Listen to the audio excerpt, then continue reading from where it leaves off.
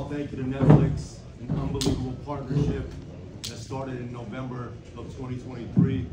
We had a vision on what could be the biggest fight in history. And on Tuesday, with our partners at Netflix, we'll come out with the results of what tonight looked like. We had a gate of over $18.1 million, a record for the state of Texas, double what Canelo did when he fought here the last time post-pandemic, when demand for tickets was much higher, and it is the highest gate in boxing history in the US outside of Las Vegas. And it happened with a young man who's 4 years in the sport, and a legend, an icon in Mike Tyson, who came back and put on an amazing show. We actually exceeded Floyd Mayweather and Conor McGregor in terms of commercial establishments that paid to show the fight. So Jake Paul, Mike Tyson, new record holders.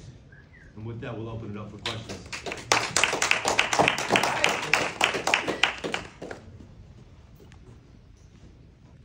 Hey Jake, Andres from ESPN. Can you talk about the opening minutes when you see Mike cross the ring from you? He's giving his peekaboo style, he's coming forward. What were your initial thoughts? Because it seems surreal that you got in the ring with Mike Tyson. Yeah, I was just so prepared. I've gone through the moment so many times in my head and meditation and stuff like that, so it didn't faze me, and I just felt at home just because I'm on the path of riding my destiny.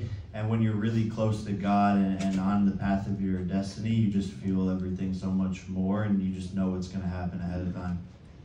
Around round 3, Mike seemed to be running out of gas a little bit. You were working the jab really well. At any point, did you start to take your foot off the gas just a little bit because you noticed he was tiring out? Yeah, definitely.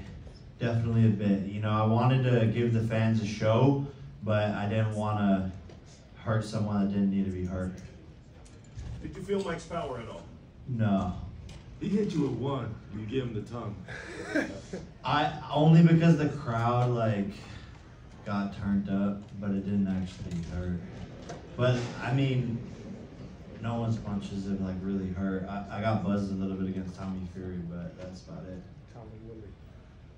Tommy Woodley shot. Did it hurt you? It didn't hurt. No, I was just off balance when Woodley hit me, but because I was throwing a check hook and I missed, and then my chin was open, and then he hit me and I went, whoa.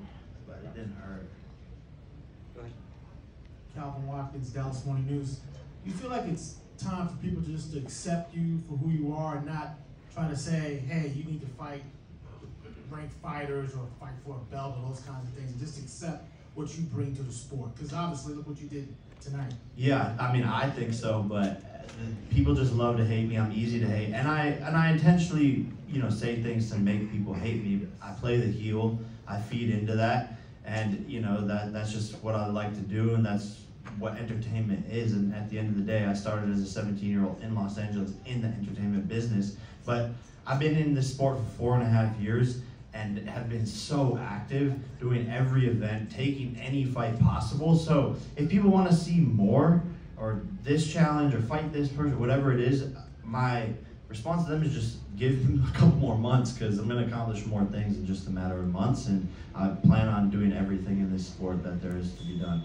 But just to be clear, right, he's fought UFC champions, he's fought boxing legends, and he's fought boxers that someone with this experience should fight, and he's knocked them out in the first round, right? He did that twice in a row before Mike Perry.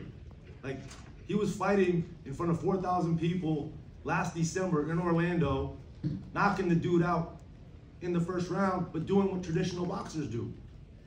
And now he's here putting on the biggest show that boxing has seen in 40+ years. There was a fighter who tried to bombard our press conference, former fighter, on Thursday, and it was ridiculous. That dude fought somebody that was 9-21 in their 12th fight.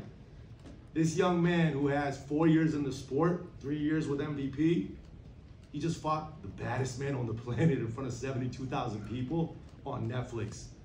And he took it all in and stepped up to the challenge.